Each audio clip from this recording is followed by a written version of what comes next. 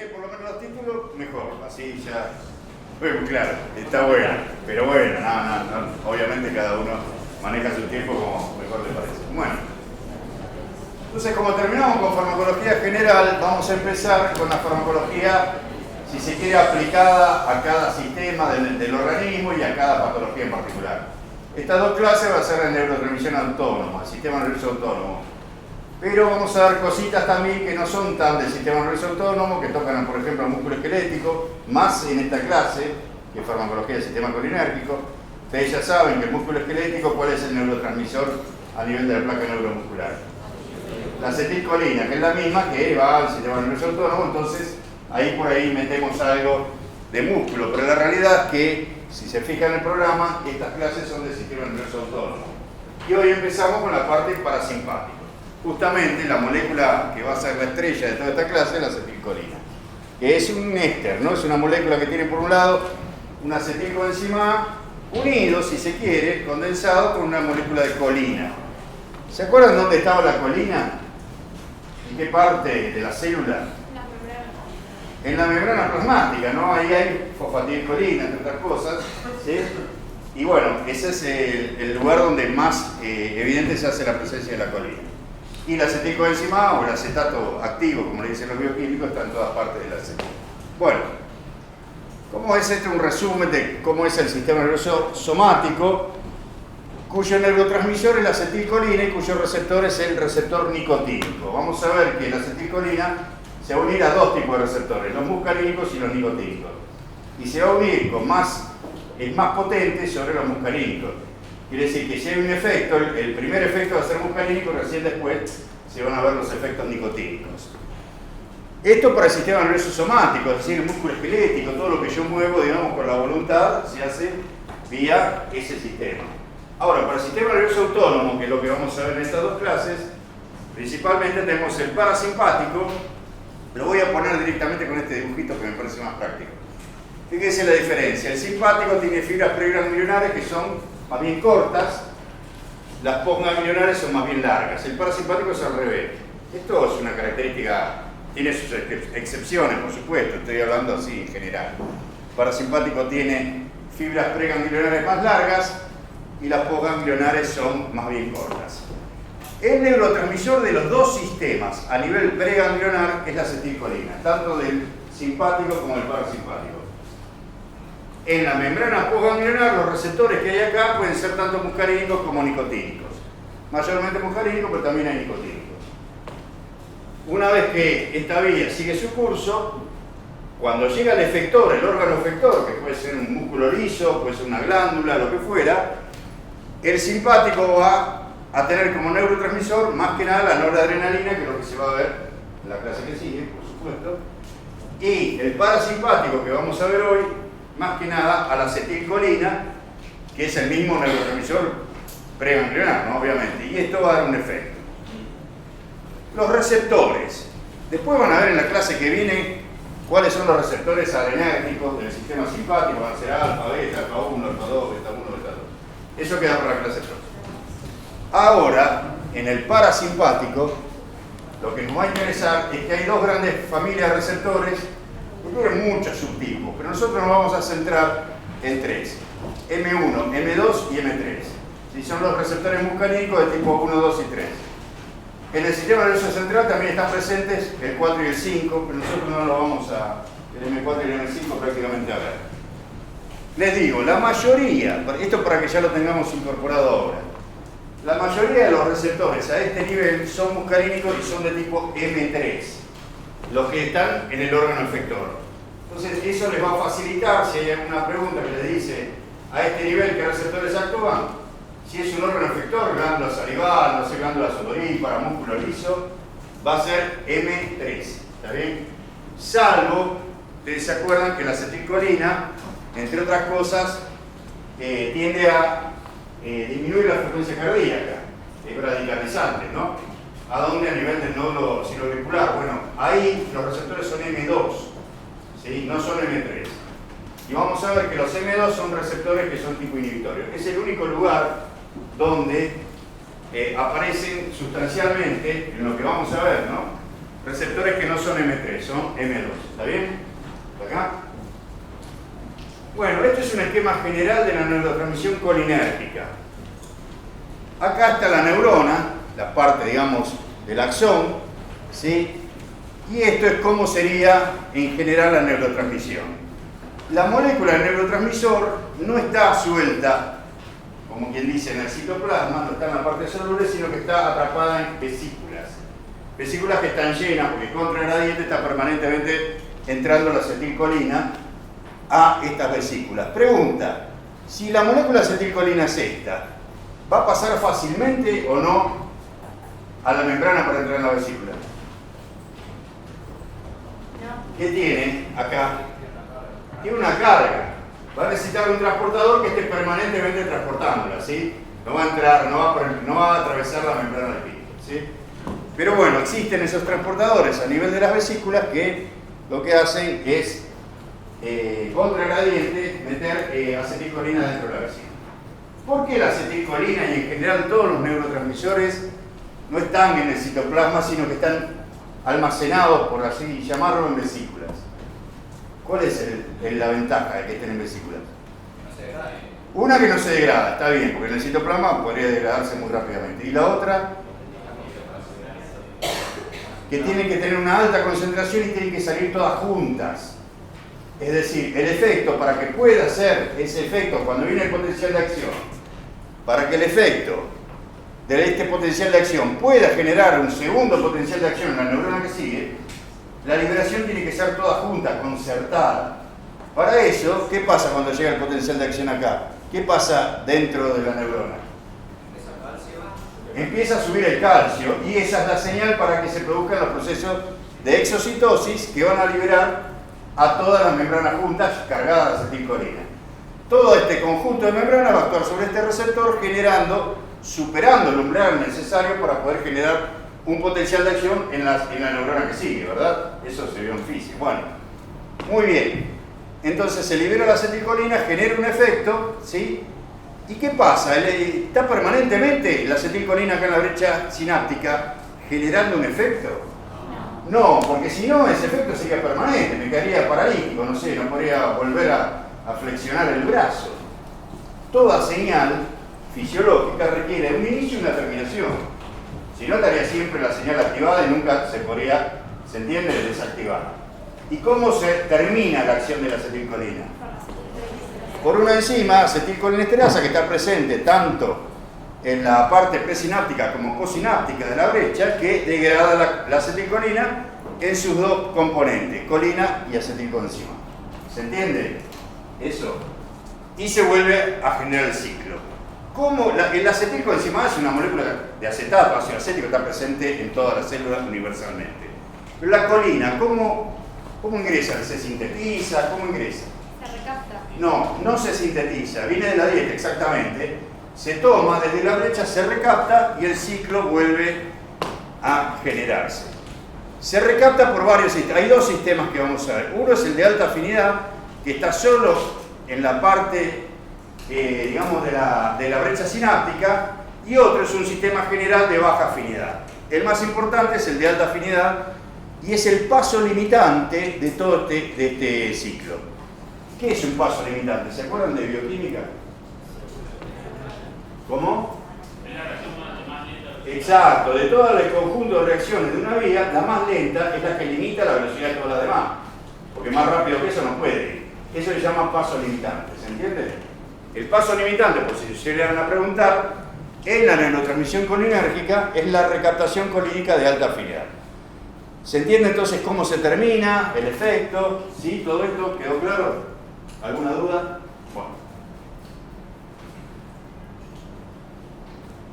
Una vez que la acetilcolina se une al receptor, se generan efectos. Los efectos, que se llaman muscarínicos o en este caso colinérgicos, o parasimpáticos miméticos, si se quiere, son todo lo mismo, sinónimos, se van a ver en distintos órganos. Esto es lo que tienen que saber para poder hacer los problemas.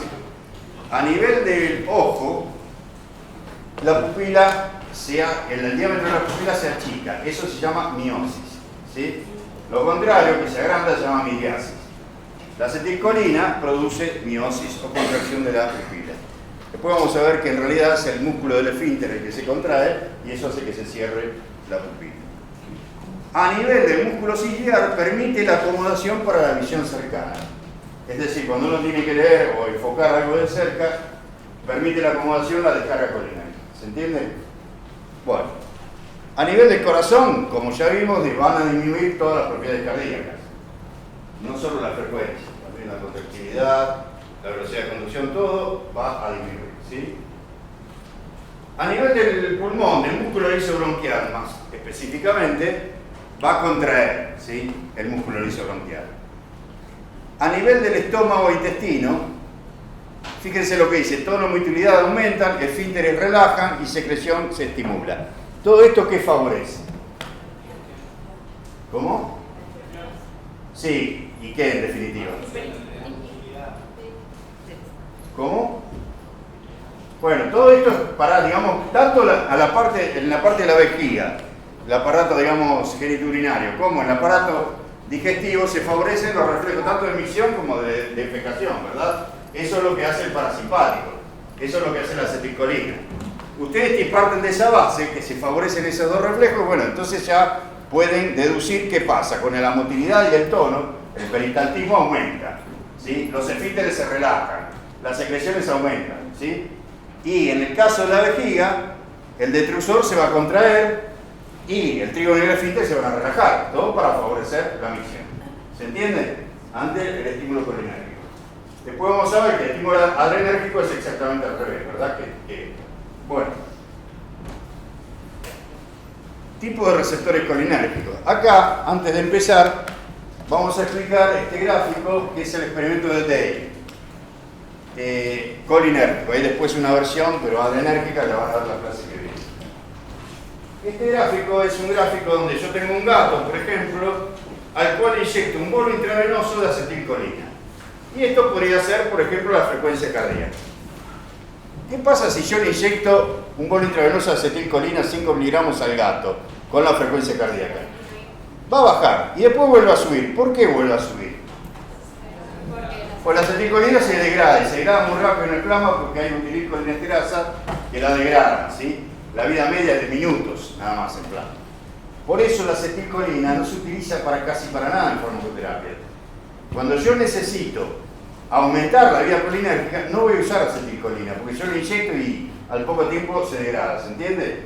Voy a usar otras vías que después las vamos a ver, otros fármacos. Entonces, baja y cuando la acetilcolina vuelve a desaparecer del plasma, vuelve al estado basal. Esto se entiende, ¿no? Esto es lo que pensaba este señor Day, que es un premio Nobel, obviamente, uno de los fisiólogos fundadores, si se quiere, de la fisiología moderna, hacia 1914. Hasta acá estaba todo contento, porque él veía que administraba acetilcolina, algunas cosas ya se sabía, y entre otras cosas que era bradicardizante, y la presión arterial bajaba y luego volvía al estado basal. Hasta ahí estamos todos contentos. Ahora, supongamos que pongamos atropina, que se sabe y se sabía que era un bloqueante de los receptores por los cuales actuaba la acetilcolina. Un antagonista competitivo. Yo bloqueo esos receptores y cuando da acetilcolina, ¿qué va a pasar? Nada. ¿Por qué? Porque los receptores están bloqueados. Hasta ahí estamos todos de acuerdo. Entonces, ¿se acuerdan de farmacodinámica? Si los receptores están bloqueados, para yo ver una respuesta, ¿qué tengo que hacer? ¿Cómo? Desplazar. ¿Y para eso qué tengo que hacer para desplazar? Aumentar la dosis. Y eso es lo que hace Day. Aumenta de 5 microgramos a estos que son 5.000 microgramos, o sea, 1000 veces más. Vuelve a dar acetilcolina. Esperando que pase ¿qué? Que vuelva a bajar. Y en vez de bajar, sube. Bueno, ahí fue un fenómeno que dice, ¿por qué sube la presión arterial? ¿Sí? En ese momento, bueno, hubo que generar hipótesis para ver, pero la idea fundamental es que la acetilcolina tiene dos efectos. Un efecto que aparece normalmente y otro que aparece solo cuando los receptores están bloqueados. Se desenmascara un efecto digamos, aumenta la frecuencia cardíaca, taquicardizante. ¿Sí? Esto también puede ser reemplazar frecuencia cardíaca por tensión arterial, para el caso también. Hay dos efectos. Uno que se ve inmediatamente, que es el bradicardizante, Y otro raro que no se conocía, taquicardiazante, que se ve solo cuando están bloqueados los receptores con atropina. Lo que dijo él, concluyó, es que este efecto era debido a otros receptores que solo se podían desenmascarar cuando la atropina bloqueaba estos receptores. ¿Entienden? ¿Se entiende más o menos? Sí. Entonces, ¿cuáles son estos receptores que se están activando acá que hacen este efecto? Los nicotínicos. Si se acuerdan, en el esquema general que pusimos acá, acá hay receptores tanto muscarínicos como nicotínicos. Yo tengo bloqueados los muscarínicos. Como están bloqueados, este efecto no lo voy a ver. Pero por acá puedo estimular esta vía y la noradrenalina ejercer su efecto, uy, acá me voy a matar, del sistema nervioso simpático, ¿se entiende? Y hay otra cosa además. ¿Ustedes se acuerdan de lo que son las células cromafines de la médula adrenal? ¿Qué liberan? Noradrenalina, ¿sí? ¿Y cuál es, digamos, la vía por la cual esas células se estimulan? Receptores nicotínicos. Es decir, que si yo tengo estimulados los nicotínicos, esas células van a hacer una descarga también de catecolaminas que va a hacer que la presión aumente. ¿Se entiende? Es decir, que estos efectos se observan solo cuando yo bloqueo los muscarínicos con atropina. La atropina es un antagonista muscarínico, no nicotínico. Cuando están bloqueados yo puedo ver, en el aumento de dosis más todavía, puedo ver este efecto. Además de eso, es obvio que ¿por cuál tiene más potencia la acetilcolina? ¿Por los muscarínicos o los nicotínicos? Por los muscarínicos, porque yo requiero menor dosis, ¿ven? Acá una dosis mucho más alta recién permite activar los nicotínicos. ¿Se entiende las conclusiones que sacan de acá? Bueno. ¿Dónde están los receptores nicotínicos? Bueno, obviamente esto no tiene nada que ver con el sistema nervioso autónomo, en la placa neuromuscular para mover el músculo estriado, en los ganglios autonómicos, ya lo habíamos visto, tanto en el soma y dendritas de las neuronas postganglionares, pero acá, ¿no? A este nivel, perdón, no a nivel del efector, a este nivel, ¿sí? No a nivel del efector, no acá, sino acá. Y también, por supuesto, el sistema nervioso central, ahí están todos, y la célula cromafín de la médula adrenal, que es la que, le dijimos, libera las catecolaminas en el fenómeno de Day. Además, bueno, esto no es importante, en terminaciones nerviosas colinérgicas o adrenales. ¿Dónde están los muscarínicos? Bueno, en la mayoría de los órganos efectores parasimpáticos están los muscarínicos. ¿Y cuáles son? ¿De qué subtipo? ¿Qué subtipo de muscarínico? M3. Salvo ¿dónde? Que son M2. Claro, en el nódulo sinoauricular. ¿Está bien? Músculo liso, corazón y glándulas. En el músculo liso, los M3, siempre que estén asociados al músculo liso, ¿qué van a producir en el músculo? Contracción del músculo. ¿Sí? Aumenta el calcio, se contrae. Bueno, en los vasos, que después lo vamos a ver, si bien los vasos no tienen inervación parasimpática, pero hay receptores en los ganglios autonómicos y en el sistema nervioso central. Este es otro experimento que se hizo también en el 20. Acá es simplemente donde se determinó que había alguna sustancia que de alguna manera producía bradicardia en el corazón. Si yo un corazón lo estimulo en nervio vago, ¿sí? Se produce bradicardia. ¿Sí? Esto lo saben. Bueno, ahora otro corazón que no estimulo el nervio vago, le saco los fluidos de este y lo inserto en este corazón. Y el corazón recipiente que lo recibe se produce bradicardia. ¿Cuál es la conclusión de esto?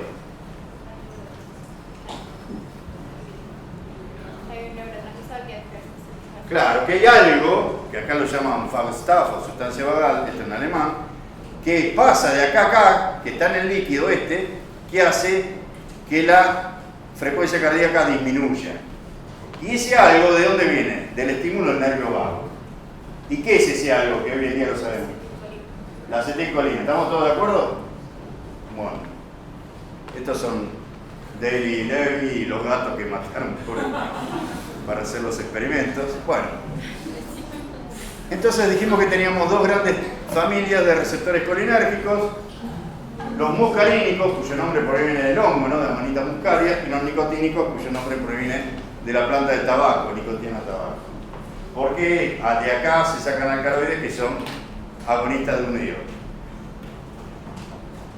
Esto lo pueden ver en un cuadrito, lo tienen en la guía. Es importante que sepan, para cada uno de los tipos de receptores, un agonista y un antagonista específico. ¿Qué es un agonista y un antagonista específico? Es uno que actúa en un subtipo de receptor, pero no en todos. El no específico es uno que actúa en todos, ¿sí? Obviamente la especificidad está dada también por la concentración. Si yo aumento mucho la concentración de un agonista o antagonista específico, también va a afectar a un receptor parecido. ¿Se entiende? Se pierde la especificidad a altas concentraciones. Eso se entiende, ¿no? También se va a unir a un receptor similar. Bueno, por ejemplo, para muscarínicos, el bloqueante no selectivo, o sea que bloquea los tres, es la atropina. Y después tenemos bloqueantes para M1, pirenzepina, para M2, mectostramina. Bueno, en definitiva, cada uno tiene su agonista y su bloqueante específico. Después acuérdense también cómo es el sistema de transducción de la señal una vez que el agonista se une al receptor. En el caso de M1 y M3, los impares son iguales, es vía proteína GQ y aumento de IP3 y acilglicerol, y eso produce un aumento de calcio. Son receptores de tipo estimulativo, estimulante. ¿Por qué? Porque hacen aumentar la función celular en este caso, aumento de calcio. En cambio, el M2 y también el M4, que acá no lo tenemos, son inhibidores, porque lo que hacen es frenar, digamos, una respuesta. Y lo que hacen es unirse vía proteína G0 o GI. Ahora no me acuerdo cuál de las dos es. GI. Vía proteína GI, lo que hacen es lo que dice acá, ¿no?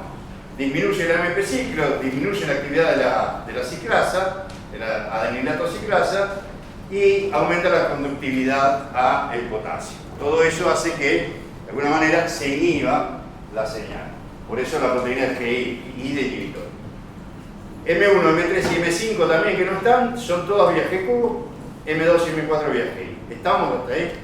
Y acuérdense, bueno, los nicotínicos, ¿qué diferencia tienen, se acuerdan, los nicotínicos de los muscarínicos a nivel funcional? Son ionotrópicos, son canales iónicos. Los nicotínicos son, como son ionotrópicos, receptores que dan una respuesta muy rápida. Simplemente es abrir el canal y aumenta la conductancia unión. Eso no pasa con los otros que son metabotrópicos, ¿se acuerdan? Los que tienen 7 pasos de membrana, los muscarínicos. Los nicotínicos tienen bloqueante específico al trimetafán para el tipo neuronal, que prácticamente no lo vemos, solo en el sistema nervioso central, no lo vamos a ver. Y estos y otros que podemos saber, acá el doctor Pasarela es especialista como anestesiólogo de bloqueantes neuromusculares, hay miles y lo van a ver en la clase de anestesia. Bueno, acá elegimos uno, la bungarotoxina, que es un bloqueante del receptor nicotínico muscular, ¿sí? Bueno,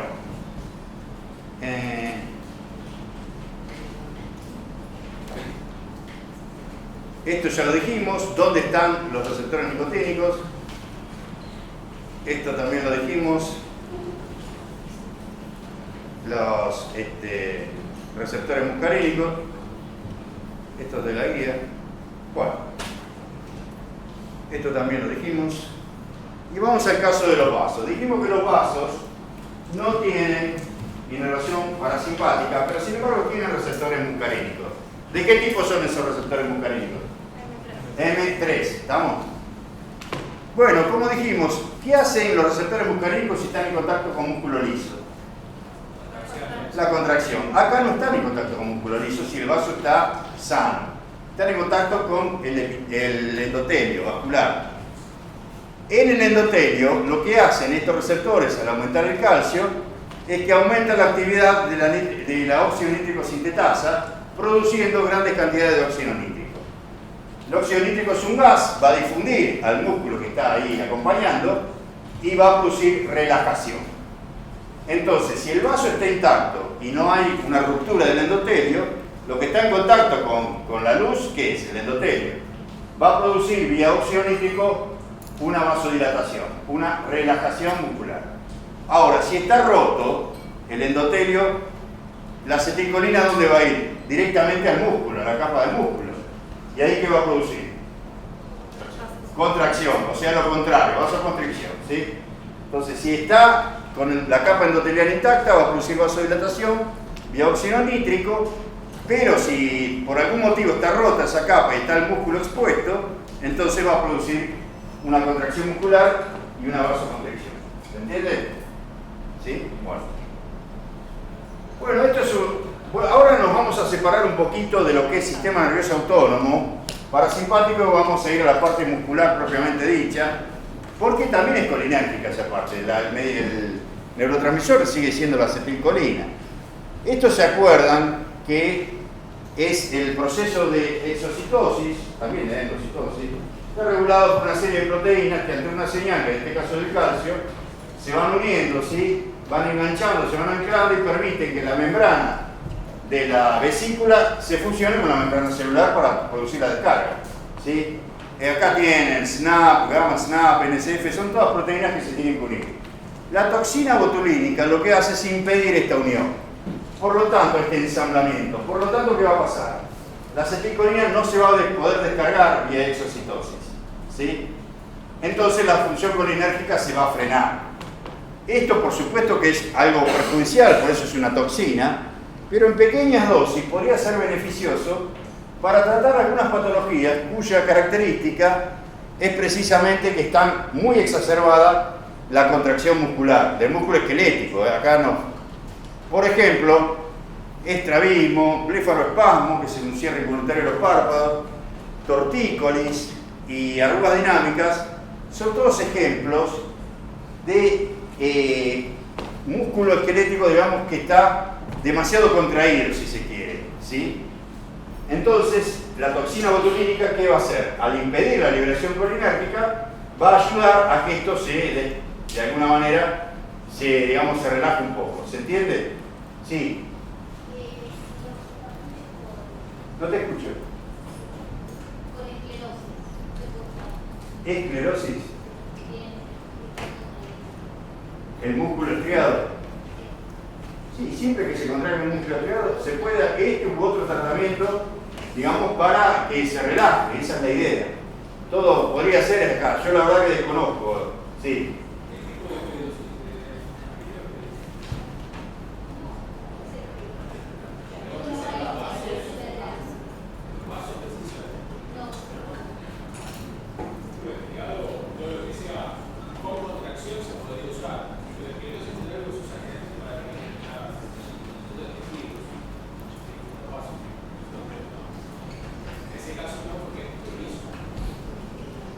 Esto es músculo estriado, estamos, ¿sí? Esto no tiene nada que ver con parasimpático. Estamos viendo la función colinérgica sobre el músculo estriado, ¿sí? Y en los casos que hay una contracción, digamos, excesiva del músculo, que podrían ser estos, el hecho de usar pequeñas dosis de una toxina que frena la respuesta, digamos, colinérgica es beneficiosa. Acá, bueno, es como este antes y después nunca lo entendí, pero esto supongo que es el famoso cierre involuntario de los párpados, y esto supongo que, no sé si es estrabismo, esto que yo no veo bien, pero bueno, para mí están iguales antes y después. Las arrugas, perdón, las arrugas dinámicas que están dadas por la contracción. Bueno, la toxina botulínica es parte del botox, ¿no? Que se usa en cosméticos, así que obviamente está relacionado también con esto, ¿no? Bueno, una cosita que vamos a ver de acá en adelante toda la cursada es que los compuestos que tienen nitrógeno, el nitrógeno puede estar con 3 valencias, o sea, unido a 3 cosas. En ese caso está neutro, sin carga, acá tiene un par de electrones no compartidos, o cuando este par de electrones no compartidos lo usa para unirse con otra cosa y quedar tetravalente con 4, se genera una carga positiva porque pierde estos electrones sobre el átomo de nitrógeno. Hay compuestos que en neurotransmisores, esto es muy común, que son de este tipo, de tipo amonio terciario o amina terciaria, donde el nitrógeno está unido solo a 3 cosas y no tiene carga, y otros que está como cuaternario, unido a 4 cosas, como el ion amonio, y tiene una carga positiva. Pregunta, ¿cuál de estos dos va a atravesar mejor las membranas biológicas? La terciaria. Y esto es muy útil en la farmacoterapia, porque a veces yo quiero que mi droga llegue al sistema nervioso central, o sea, atraviese barrera hematocefálica, y otras veces no quiero que llegue, para no generar efectos indeseados. Entonces, en algún caso voy a usar este tipo de compuestos, en otro voy a usar esto, que no van a poder atravesar la barrera hematocefálica. ¿Se entiende? La acetilcolina, ¿qué es? ¿Terciario o cuaternario? Cuaternario, ¿ven que acá tiene un signo más? Está unido a 4 cosas, miren, 1, 2, 3, 4. Tiene un signo más. Y una carga. ¿Va a poder atravesar la barrera hematocefálica? ¿Sirve dar acetilcolina intravenosa para tratar algo que una enfermedad que está en el sistema, en el encéfalo? No, porque no va a llegar, ¿sí? Bueno, por eso nunca usamos acetilcolina, porque eso, y además que la vida media inflamática es muy baja, porque están las enzimas que la degradan en el plasma. Los agonistas colinérgicos que usamos en farmacoterapia se dividen en 2 tipos, directos o indirectos. Estos son agonistas funcionales, es decir, algo, una droga que yo le doy y hace elevar la función colinérgica. No son agonistas farmacológicos o farmacodinámicos, que son los que se unen al receptor. Los directos, estas dos clases, ¿no? Los directos son realmente antagonistas farmacodinámicos porque se unen al receptor, como vimos antes, y provocan una respuesta. Los indirectos provocan un aumento de los efectos colinérgicos, pero no se unen al receptor. Los indirectos son aquellos que inhiben la acetilcolinesterasa. Al inhibir la acetilcolinesterasa, ¿qué es lo que ocurre? Aumenta la concentración y el tiempo que la acetilcolina está en la brecha y por lo tanto aumenta la función colinérgica. De hecho, para tratar enfermedades donde yo necesito que aumente la función colinérgica, no administro acetilcolina, administro agonistas indirectos como la fisostigmina o la neostigmina. Ahora lo vamos a ver. Lo que hacen es bloquear la acetilcolinesterasa y permiten que aumente la acetilcolina en la brecha. ¿Sí? Bueno, agonistas directos, acá esto lo van a ver mejor en el práctico, no quiero, digamos, en este momento hacer una lista, pero los ésteres de colina, que son nitrógenos cuaternarios como la acetilcolina y la metacolina, y pueden ser tanto de receptores nicotínicos como muscarínicos, ¿sí? El carbacol, el betanicol. Los alcaloides naturales, que no son ésteres de colina, pero son productos naturales, la nicotina, la pilocarpina y la muscarina. La nicotina es terciario, igual que la pilocarpina, pero esta es muscarínico y esta es nicotínico. Y la muscarina es cuaternario y muscarínico. Y algunos fármacos de síntesis, como la oxotremolina, que en este caso es un terciario que lo que tiene es que es muscarínico. Pregunta, ¿qué voy a usar si yo requiero que la distribución sea amplia? ¿Voy a usar terciario o cuaternario? Terciario. Y si quiero que sea localizada y que no llegue, por ejemplo, al sistema nervioso central, voy a usar cuaternario. En oftalmología siempre vamos a usar terciario porque las soluciones se aplican en forma tópica y requieren pasar toda la córnea, muchas membranas, digamos, muchos estratos que si no son terciarios no llegan bien al sitio de acción. Entonces, para oftalmología siempre vamos a utilizar fármacos terciarios. Y cuando no queremos que llegue al sistema nervioso central, utilizamos cuaternarios. Por ejemplo, estos son ejemplos. La pilocarpina, que dijimos que es un agonista muscarínico terciario, ¿sí? Se utiliza para glaucoma de ángulo estrecho en oftalmología. Y está bien porque es terciario, ¿ven? Como es terciario, puede atravesar esas membranas y llegar al sitio de acción. Esto que dice glaucoma de ángulo estrecho, esto seguramente lo van a ver en oftalmología, pero miren ¿qué es el glaucoma? Saben, es un aumento de la presión intraocular. Hay dos variantes, de ángulo estrecho o de ángulo abierto. La realidad es que no son exactamente iguales. En el caso del ángulo estrecho,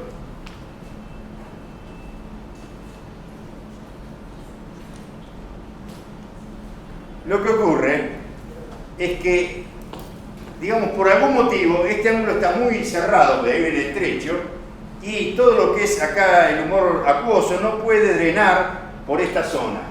Entonces, al no drenar se acumula y al acumular aumenta la presión intraocular. ¿Se entiende? Al hacer miosis, por una cuestión estructural, acá no lo vamos a ver, se facilita que este ángulo se abra un poquito. Entonces, es secundario a la miosis, lo que producen los colinérgicos, que se puede tratar este tipo de glaucoma abriendo un poquito ese ángulo por donde esto drena. ¿Se entiende? Se produce la miosis y esto se hace más grande y de alguna manera se permite mejor el drenado y baja la presión intraocular.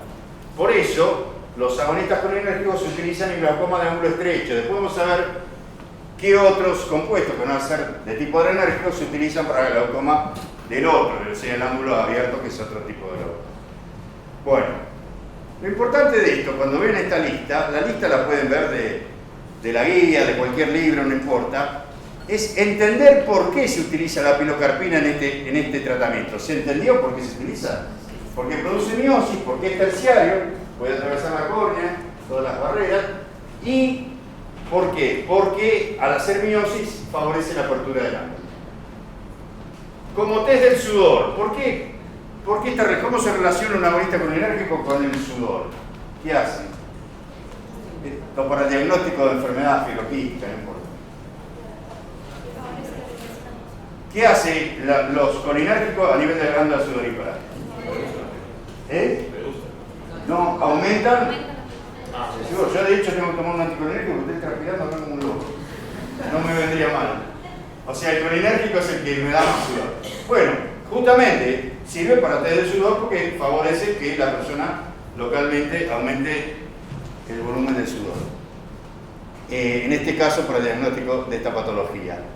Se entiende que cada cosa tiene... Yo lo que quiero que entiendan es por qué se utiliza para cada cosa. La metacolina para pruebas funcionales respiratorias, test de la metacolina. La metacolina también es un agonista directo, ¿no? ¿Por qué? Y muscarínico. ¿Por qué utilizo algo? ¿Qué hace a nivel respiratorio la metacolina y la acetilcolina y cualquier agonista? Broncoconstricción. Está bien, bueno, es una manera de ver cómo responden los músculos, digamos, para la contracción. ¿Se lo doy un asmático esto? No, porque lo mato, ¿sí? ¿Se entiende? Bueno. Después hay otros que ustedes lo pueden ver, cuáles son terciarios, cuáles cuaternarios, cuáles son muscarínicos y cuáles son nicotínicos.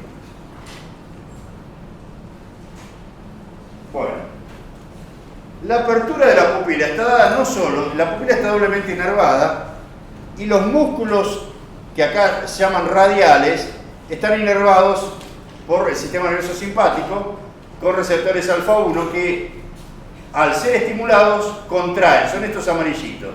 Si estos amarillitos se contraen, ¿qué va a pasar con el diámetro de la pupila? Aumenta, y eso se llama miriasis. Eso lo van a ver la clase que viene. Lo que nos interesa a nivel colinérgico es esto. Músculo liso circular, que sería este que está en blanco. Cuando se contrae, ¿qué pasa con el diámetro de la pupila? Disminuye, y eso se llama miosis. El tema es que en este caso, los dos sistemas están permanentes, en una descarga tónica permanente, están liberando el parasimpático acetilcolina, el simpático noradrenalina. Si yo bloqueo uno de los dos, por ejemplo, bloqueo la función muscarínica con atropina, ¿qué va a pasar con esto? Esta función se hace muy chiquita y crece esta, la apertura pasa a miriasis, la apertura se hace más grande. Porque bloqueé uno de los dos. Están balanceados los dos sistemas. Al bloquear uno de los dos, el otro prevalece. Por eso, la atropina, ¿qué produce en el otro? Miriasis. Muy bien. La atropina es un compuesto terciario. Yo puedo producir, vieron que los oftalmólogos necesitan explorar muchas veces la retina, lo que fuera, necesitan hacer lo que se llama una miriasis para una exploración, un fondo de ojo, digamos. Bueno, ¿pueden usar atropina para esa exploración? Sí. ¿Saben cuál es el problema? Que el tipo queda miriático por una semana. Tiene que andar con anteojos negros porque si no se le quema la pupila, obviamente, como Drácula. El tema es ese, el problema es ese. Hay otro compuesto que se llama tropicamina, que también es miriático como la atropina, y es terciario y permite que la miriasis sea transitoria de unas 6 horas más o menos. Ese es el que se utiliza, tropicamida. Es similar a la atropina, pero tiene un efecto mucho menos permanente, ¿sí? Podría utilizar, por ejemplo, bromuro de ditratropio, que es también un compuesto bloqueante colinérgico, pero es cuaternario. ¿Lo podría utilizar para esto, para hacer fondo de ojo? No, porque no llega, porque es cuaternario, tiene que ser terciario. ¿Entienden la lógica de esto? Después la parte de los fármacos la van a ver en un cuadrito, lo repasamos en la parte del práctico. Pero yo quiero que entiendan la lógica de cada una de la aplicación de cada uno de los fármacos. Una cosita, cuando yo bloqueo la función, hago miriasis, por ejemplo, por usar atropina o tropicamida, además de la miriasis, se va a producir ciclopegía, que es que yo no voy a poder enfocar para leer cerca, ¿sí? O sea que utilizar anticolinérgicos me trae miriasis y también ciclopegía, porque esa es la otra función que cumplían los receptores colinérgicos, ¿sí? La acomodación para la visión cercana. Si yo la corto, se produce lo que se llama ciclopegía, ¿sí? Bueno, eso en cuanto a los agonistas directos, y hablamos también un poquito de los antagonistas o bloqueantes, que era la tropicamida, la atropina, el bromuro y el atropio, todo lo que tenga la palabra trop es sinónimo de bloqueante colinérgico. Bueno, vamos a hablar de agonistas indirectos. Dijimos que eran los que inhiben las colinesterasas. Hay dos tipos de colinesterasas, la plasmática, que no es muy selectiva, es casi una esterasa común y corriente, que metaboliza, por supuesto, degrada la acetilcolina, pero la que es muy selectiva, la acetilcolinesterasa, que está a nivel de las sinapsis colinérgicas y cuyo sustrato preferencial, como su nombre lo indica, es la acetilcolina. Hay inhibidores reversibles e irreversibles.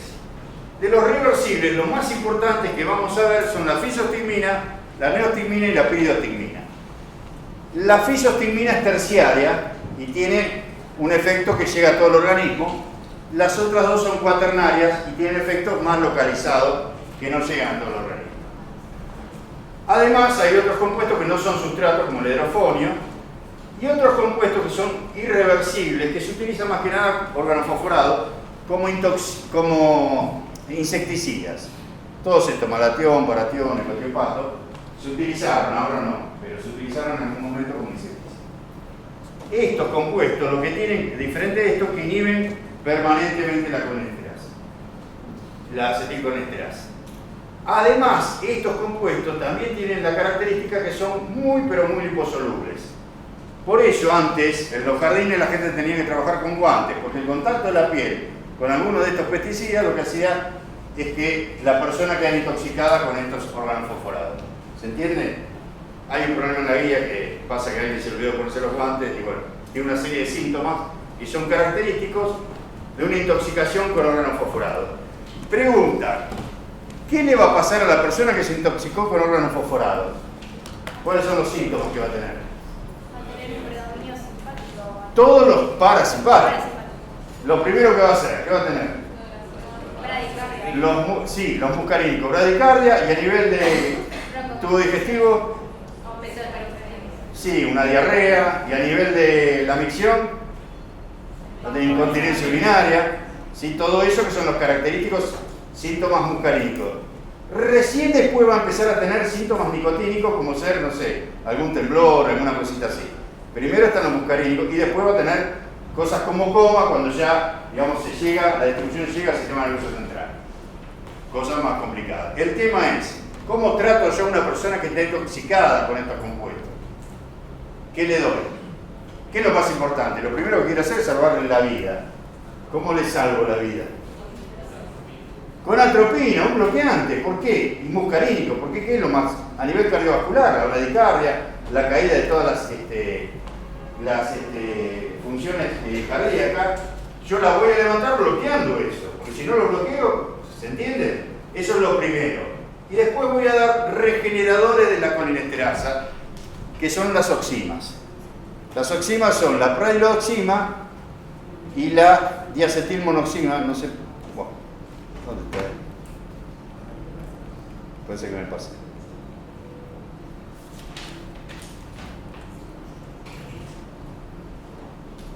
Bueno, no importa, tengo la diapositiva por ahí, pero no la encuentro.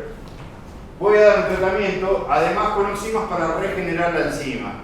Es decir, despegan de alguna manera químicamente a todos estos compuestos que están de alguna manera unidos covalentemente a la enzima, los vuelven a regenerar la enzima libre para que pueda volver a actuar. ¿Se entiende? Ante una intoxicación. Pero lo primero que tengo que dar, ¿qué es? Atropina, ¿sí? Atropina para poder bloquear ese efecto que está, digamos, con exceso de la función colinérgica, exceso parasimpático. ¿Se entiende? ¿Sí? Bueno. Los mecanismos de acción son distintos para los distintos tipos. Por ejemplo, la acetilcolina se une a la colinesterasa, en 100 microsegundos ya se degrada. Es muy rápida. En cambio, la fisostigmina y la neostigmina, que también son sustratos de la colinesterasa, la tienen bloqueada de 30 minutos a 6 horas. ¿Sí? Por eso son bloqueantes de la colinesterasa. Y ni qué decir esto que se pegan covalentemente, ¿no? Cientos de horas en realidad. Toda la duración de la enzima va a estar inutilizada. La diferencia entre la fisostigmina y la neostigmina está en que una, dijimos que es terciaria la fiso y otra es cuaternaria la neo. Entonces, en algunos casos va a ser preferible usar fiso, en otros usar neo. Acá vino la ayudanta mala, llegó tarde, pero bueno, no le digamos nada. Bueno, efectos farmacológicos y posibles usos terapéuticos. Bueno, si yo necesito que aumente la contracción muscular, hay una enfermedad que es de tipo autoinmune que se llama miastenia gravis, ¿la conocen? ¿Y cuál es la característica de esa enfermedad? ¿Se acuerdan? ¿Cómo? Es una enfermedad donde se forman anticuerpos contra los receptores nicotínicos, ¿sí? Entonces quedan menos receptores nicotínicos, la función muscular del músculo estriado está debilitada y a esa persona le va a costar, digamos, contraer el músculo, ¿sí? Va a tener una especie de parálisis, debilidad muscular, ¿se entiende? ¿Qué le puedo dar? Le tengo que dar más acetilcolina. ¿Le puedo inyectar acetilcolina intravenosa? No, porque se degrada muy rápido. ¿Qué le doy? Un inhibidor de colinesterasa, fiso o neostigmina. ¿Por qué neo? Para que no atraviese el sistema nervioso central. Porque a mí no me interesa que llegue al sistema nervioso central, me interesa que actúe a nivel muscular, que se distribuya por ahí, pero no que llegue, porque trae muchas complicaciones, muchos defectos no deseados, que llegue al sistema nervioso central. ¿Se entiende? Entonces el tratamiento, además, digamos, del tratamiento inmunológico, va a ser con neostigmina o piridostigmina, cualquiera de las dos, que son cuaternarias. ¿Sí? Si yo quiero que aumente la reabsorción del humor acuoso, es decir, quiero que sea una miosis que me permita que se abra ese ángulo estrecho, ¿qué voy a usar? Fiso o pilocarpina. ¿Por qué no neostigmina? La pilocarpina es una agonista terciaria. Es como la acetilcolina, pero terciaria, que permite llegar atravesar las membranas, la córnea, todas las membranas del nivel del ojo y llegar al sitio de acción. Y acá también puedo usar la fisostigmina o la neostigmina. ¿Cuál de las dos voy a usar? ¿Por qué la fiso? Porque es terciaria para que pueda atravesar todas esas membranas. ¿Se entiende? Por eso no uso la neo. Aumento de motilidad del músculo liso intestinal. Caso de delirio paralítico. ¿Qué voy a usar? ¿Acetilcolina? No. Acetilcolina no la uso porque no llega hasta ahí. Entonces, ¿qué uso? Fiso, neo o piridostigmina. ¿Cuál uso? Fiso, neo o piridostigmina. Neo o piridostigmina, que son cuaternarios. Porque no me interesa que llegue al sistema nervioso central, que actúe ahí. ¿Se entiende? Acá falta, bueno, y también antagonizar el bloqueo por atropínicos en el caso de que la intoxicación no sea con organofosforados, sino que se intoxicó con atropina. ¿Sí? Por algún motivo. ¿Cómo antagonizo eso? ¿Con qué? La atropina es terciaria, puede llegar al cerebro. ¿Cómo antagonizo el efecto de la atropina? La atropina es un bloqueante. ¿Qué tengo que hacer si están bloqueados los muscarínicos? Darle más agonista. ¿Le puedo dar acetilcolina? No. ¿Qué le doy? Fisostigmina. ¿Por qué le doy fiso y no neo? Porque yo ahora sí quiero que llegue al cerebro porque la atropina llegó hasta el cerebro. ¿Se entiende? Para que la antagonice al canal del cerebro.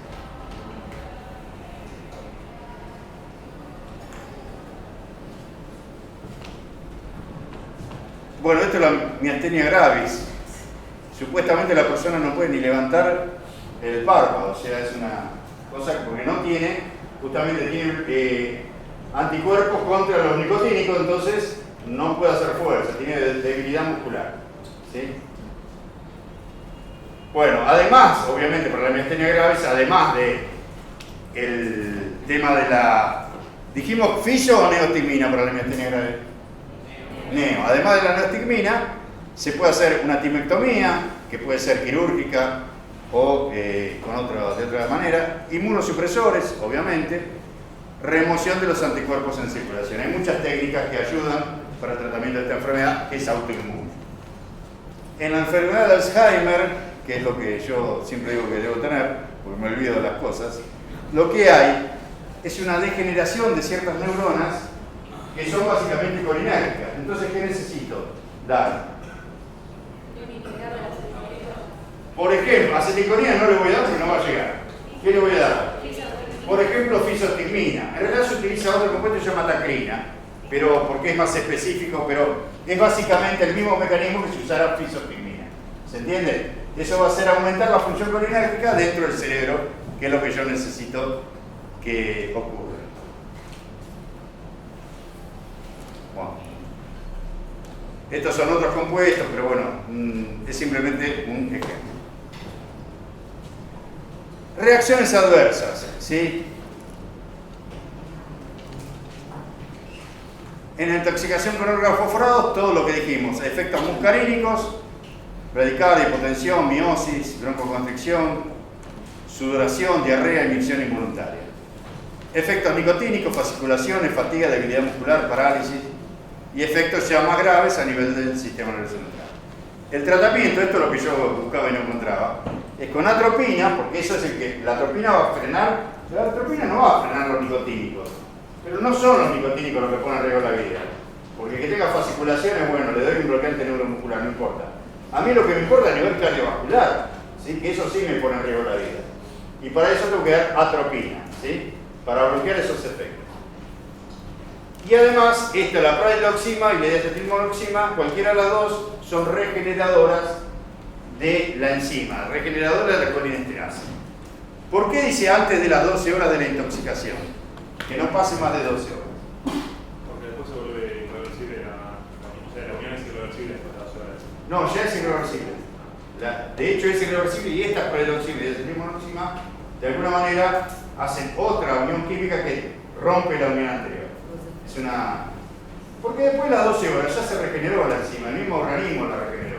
Ya no tendría sentido por un tratamiento cuando la enzima ya libre, digamos, de este compuesto ya se está regenerando. ¿Sí? Porque las enzimas son proteínas, se vuelven a sintetizar. ¿Se entiende? Bueno, estos son los antagonistas colinérgicos. Los derivados del veneno que se llama curare.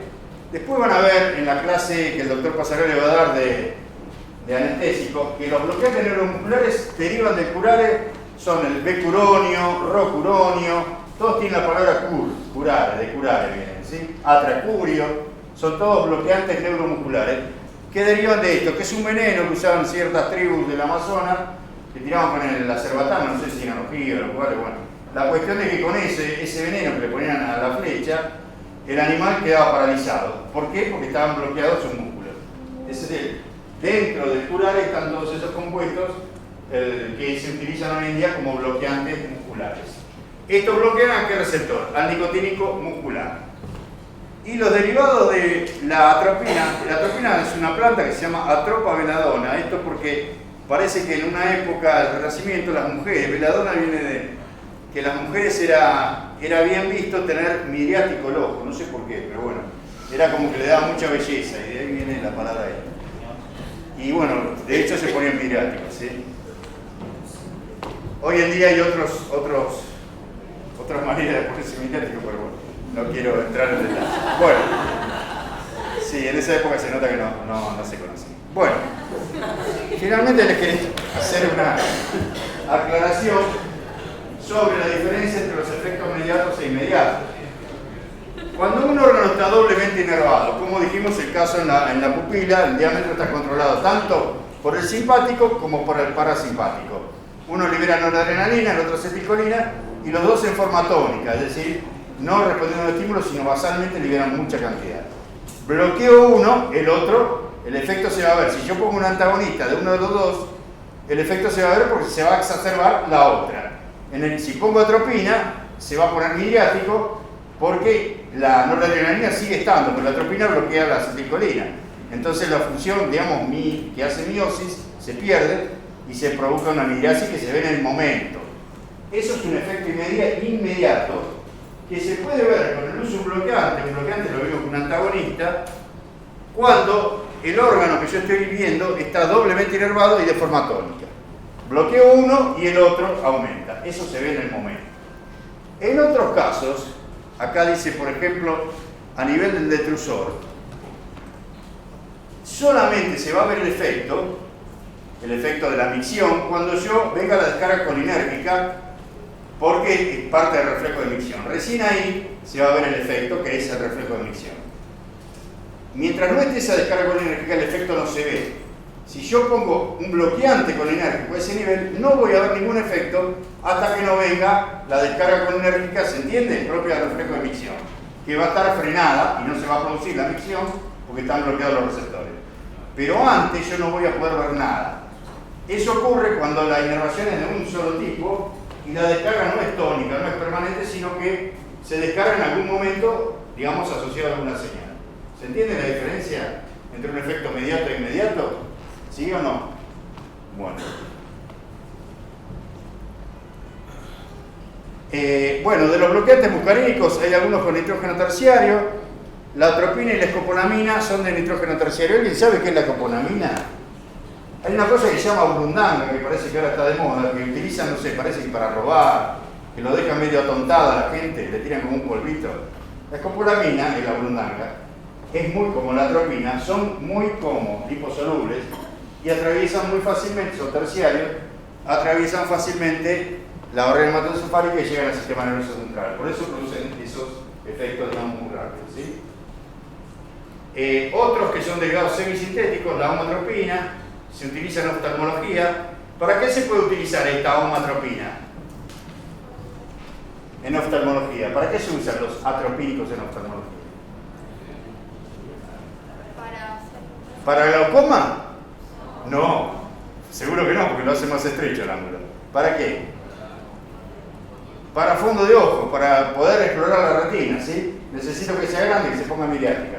Para eso utilizo los atropínicos, los bloqueantes muscarínicos. ¿Esto es terciario o cuaternario?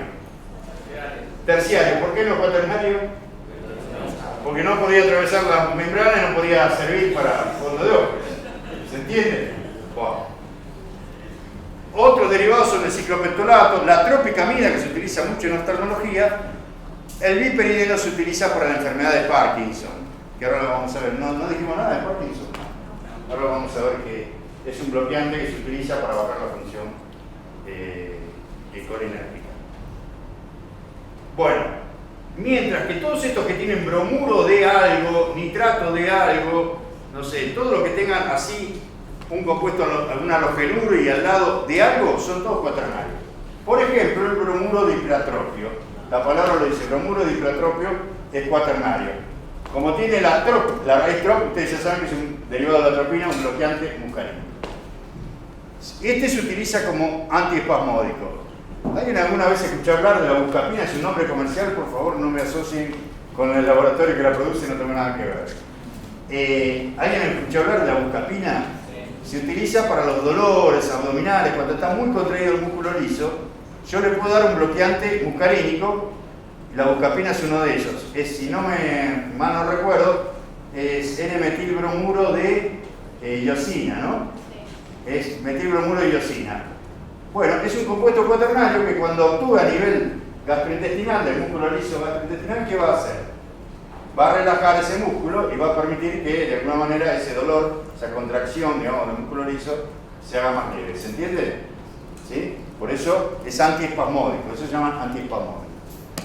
También el bromuro de metilescopolamina, el nitrato de metilatropina, son todos antiespasmódicos que se utilizan para el tratamiento de los espasmos a nivel gastrointestinal. ¿Por qué no utilizo terciario? Por ejemplo, atropina, para tratar un espasmo gastrointestinal. Porque no quiero que se vaya al sistema nervioso central, quiero que actúe a nivel gastrointestinal. ¿Está bien? Y el bromuro hipratropio también es cuaternario y se utiliza en el tratamiento del asma. ¿Por qué en el tratamiento del asma es bueno el bromuro hipratropio? ¿Quién me lo dice? ¿Cómo? Para la broncodilatación. Dijimos que la acetilcolina y su derivado broncocontraen.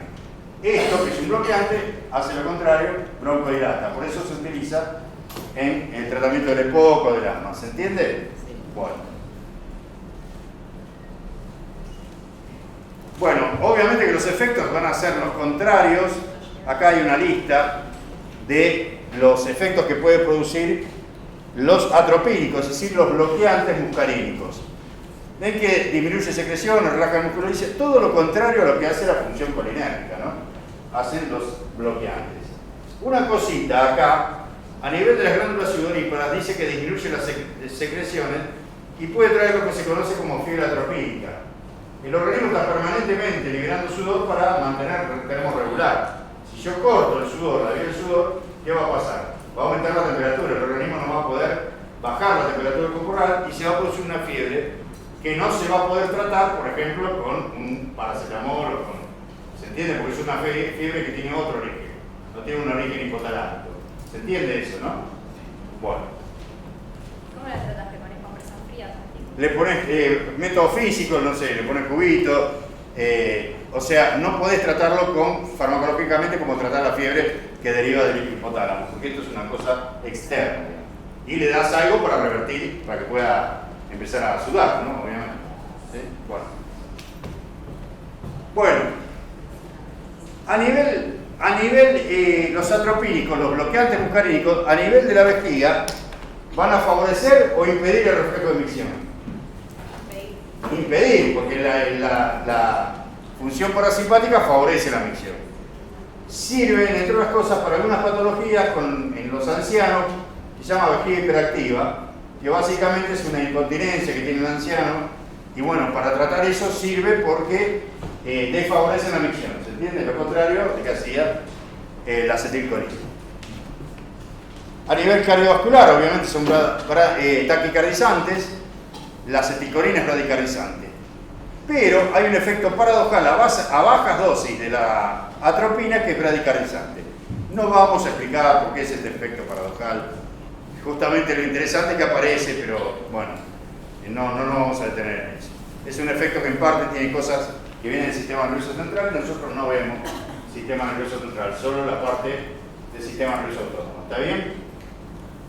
Una cosita que siempre pedían en los exámenes anteriores, en esto realmente no tengo idea, les digo la verdad, pero esto siempre había una pregunta que decía, ¿qué efecto se produce con 2 miligramos de atropina? Bueno, estos efectos, no vale poner esto y esto también, ¿no? Se van sumando efectos nuevos.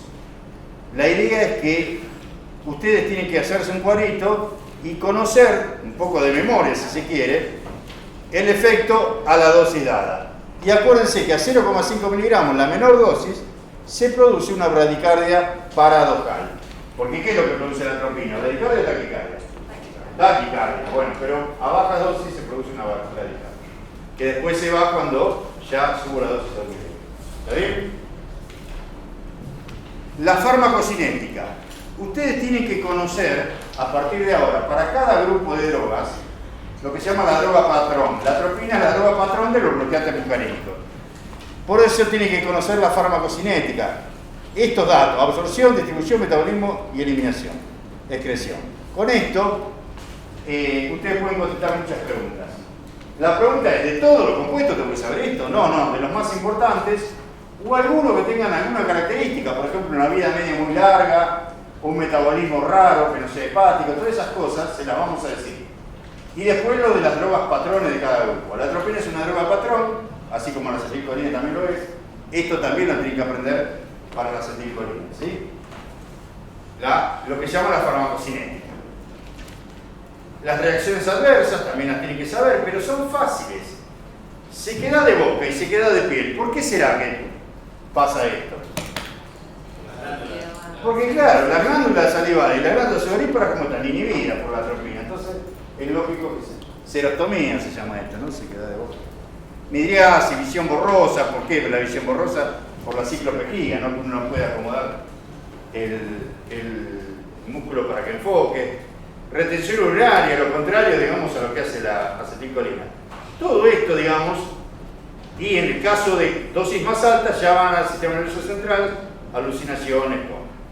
El tratamiento para una intoxicación es el lavado gástrico, por supuesto, más fisostigmina, que es el que va a revertir los efectos de la droga.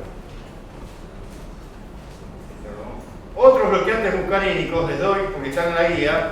La tolterodina es una amina terciaria, se utiliza en el tratamiento de la vejiga hiperactiva. ¿Por qué la tolterodina, que es un bloqueante, se utiliza para la vejiga hiperactiva? Porque inhibe la micción, ¿sí? Lo contrario es la acetilcolina.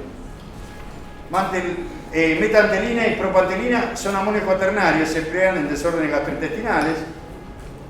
El hipertropio y el tiotropio ya lo vimos, son amonios cuaternarios que se utiliza para el músculo liso como broncodilatadores, bronquial.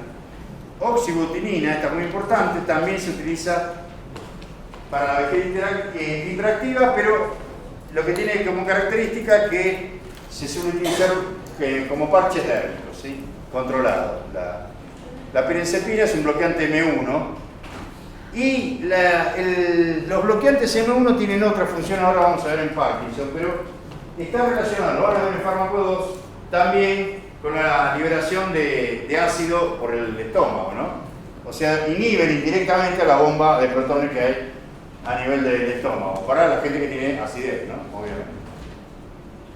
La enfermedad de Parkinson es una enfermedad que, a nivel de, como dice acá, del cuerpo estriado, se caracteriza porque hay una serie de neuronas colinérgicas que están exacerbadas, secundario a la falta de control dopaminérgico. Es decir, son las neuronas dopaminérgicas las que frenan a las colinérgicas. Si no hay suficiente activación dopaminérgica, ¿qué les pasa a las colinérgicas? Se exacerban, ¿sí? Y ahí empiezan los problemas, ¿no? Bueno, que uno ya conoce todo lo que es temblores, síntomas parkinsonianos. Entonces, una manera de tratar esto, ¿sí?, es poniendo bloqueantes muscarínicos. Uno de estos es el piperideno, pero también el triexifenidilo. Lo van a ver que son bloqueantes M1, porque estas neuronas son de tipo, usan como neurotransmisor, como receptores, digamos, a los M1. Y hay muchos tratamientos. Hay, por ejemplo, tratamientos, lo van a ver en fármaco 2, que son de antipsicóticos, que lo que hacen es inhibir la transmisión dopaminérgica. Entonces, una persona que está bajo ese tratamiento, con dosis altas de inhibidores dopaminérgicos, ¿qué le va a pasar? ¿Qué le va a pasar? ¿Qué síntomas va a tener? Si yo le freno la dopamina, en este caso, ¿qué va a pasar? Van a exacerbarse estas neuronas colinérgicas y va a tener síntomas de parkinsonismo, ¿sí? Pero no es por el organismo, porque le estoy bloqueando la función dopaminérgica. Es secundario al tratamiento ese de, bueno, lo van a ver mejor cuando vean psiquiatría, en psicofarmacología, en fármaco 2, pero esos tratamientos de antipsicóticos lo que hacen muchas veces es generar como efecto secundario no deseado una especie de temblor, de distinto tipo de movimientos raros, si se quiere. Y eso es porque falta la inhibición dopaminérgica. Eso se llama Parkinson farmacológico, a diferencia del otro que es el Parkinson idiopático. ¿Sí? ¿Se entiende? Bueno, con esto yo creo que más o menos tienen como para hacer el práctico. ¿Cuánto le...? ¿Qué le damos? ¿15 minutos? ¿20 minutos? ¿Media hora? ¿40 minutos? Nos vamos. Nos vamos.